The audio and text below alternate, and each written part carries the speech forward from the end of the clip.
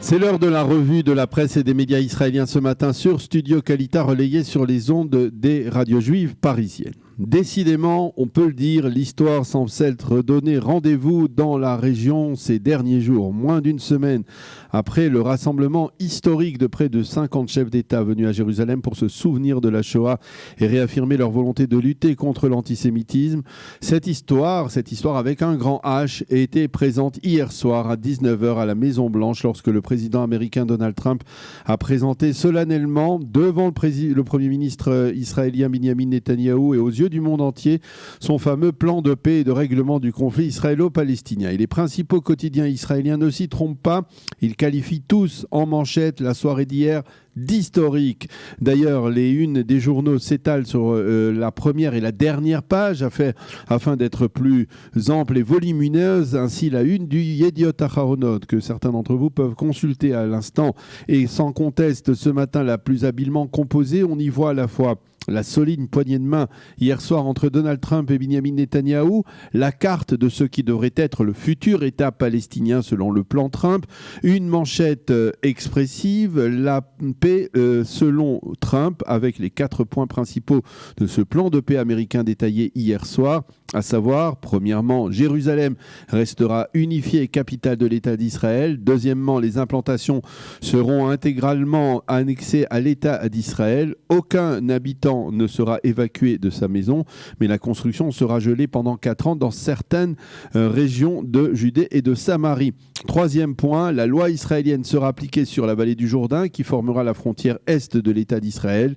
Et enfin, quatrième point, les Palestiniens recevront de facto 70% du territoire de la Judée et de la Samarie pour y créer un État indépendant, démilitarisé, et ils devraient alors renoncer au droit au retour. Enfin, dans cette une chargée du Yediot Aharonot, mais donc habilement conçu, le début de l'éditorial de Nahum Barnea, qui a parlé lui aussi de soirée historique. La une du Israël Hayom est plus traditionnelle ce matin, sous le titre « Souveraineté maintenant ». Le journal proche de la droite israélienne nous montre la même poignée de main entre Trump et Netanyahou, mais aussi le journal nous montre un habitant juif de Ma'ale Adoumim qui porte un drapeau bleu et blanc et réclame la pleine souveraineté israélienne pour sa ville. Une journée qui restera gravée dans la mémoire collective d'Israël pour des générations, affirme le Israël Hayom ce matin.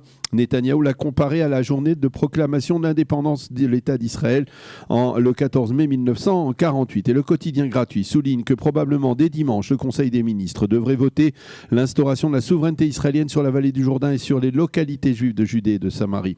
Seul bémol, Naftali Bennett, le ministre de la Défense, qui menace de ne pas reconnaître la création d'un État palestinien. Là encore, comme dans le Yediot Aharonot, les points principaux du plan de Donald Trump sont détaillés. Et il y en a 5 cette fois. Le 5e point, celui qui n'est pas mentionné dans le Yediot Aharonot, c'est la démilitarisation de la bande de Gaza et du Hamas.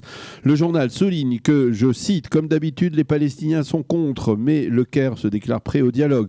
Et les quotidiens israéliens expriment donc l'opposition farouche des Palestiniens au plan Trump et le soutien conditionné des habitants, des dirigeants des localités juives de Judée et de Samarie, qui se félicitent de l'instauration de la souveraineté sur leur localité, mais refusent formellement l'idée de la création d'un État palestinien. Le Maariv, lui, insiste ce matin dans sa page d'ouverture sur les 50 milliards de dollars dont Donald Trump a parlé hier soir et qui seront destinés à aider les Palestiniens à créer leur État et à le faire prospérer, si bien entendu ils le veulent. Une somme qui avait déjà été mentionnée l'an dernier en Arabie Saoudite lors de la présentation du volet économique du plan de paix américain.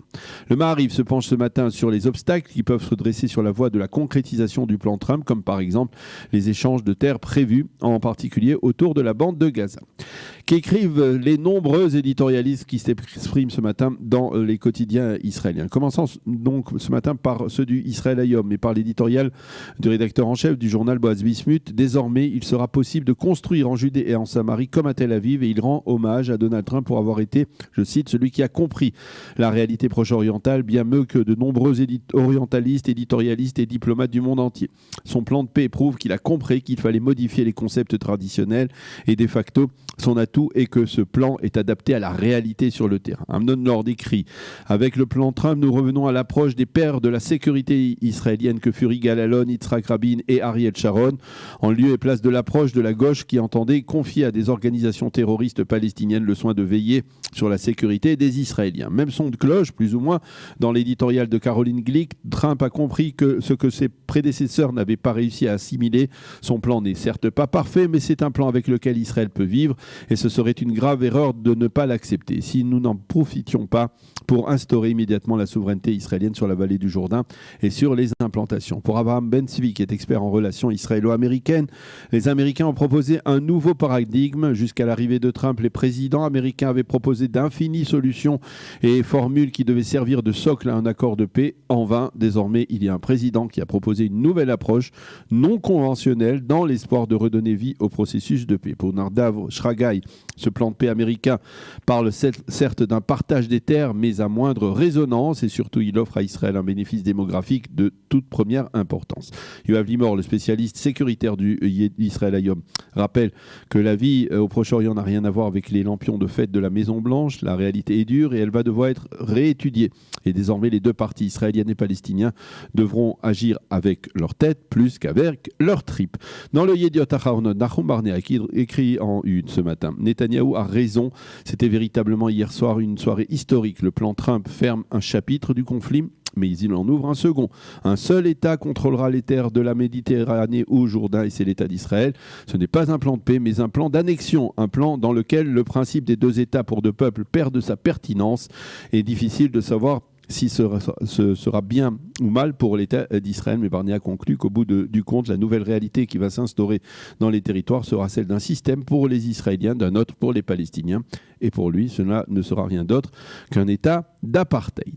Si McCadmon admet que le plan Trump est idéal pour Israël, le seul problème, c'est qu'il n'y a pas en face de partenaires palestiniens pour le mettre en application. Pour Ben Dror Yemini, au contraire, il ne faut pas attendre d'obtenir l'aval des Palestiniens comme le souhaite la gauche ou de geler une situation comme le voudrait la droite. Il y a là une opportunité qui permettra d'empêcher une catastrophe. Smadar Peri, l'ancienne spécialiste du monde arabe, du Yediot, affirme, elle, que Trump et Netanyahou ont humilié hier le roi Abdallah de Jordanie. Le président américain ne l'a mentionné que dans le cadre de ses responsabilités sur le mont du Temple. Quant à Shimrit Meir, la spécialiste actuelle du monde arabe du Yediot, elle se penche sur la solitude des Palestiniens et sur le silence du monde arabe. La fameuse solidarité de la nation arabe avec les Palestiniens a cessé d'exister.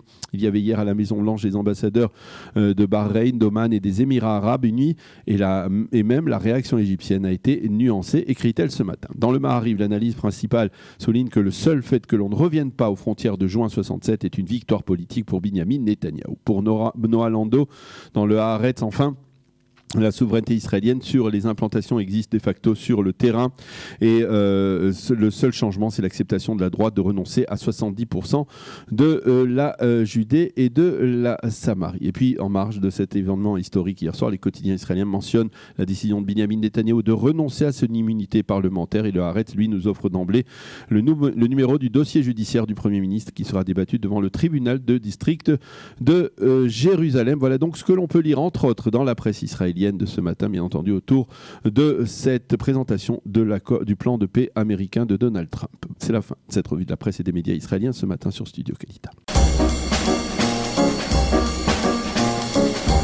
Pour mieux s'immerger dans la réalité politique, sécuritaire, économique et sociale d'Israël, connectez-vous chaque matin sur Studio Kalita. Daniel Haïk vous y attend pour sa revue de la presse.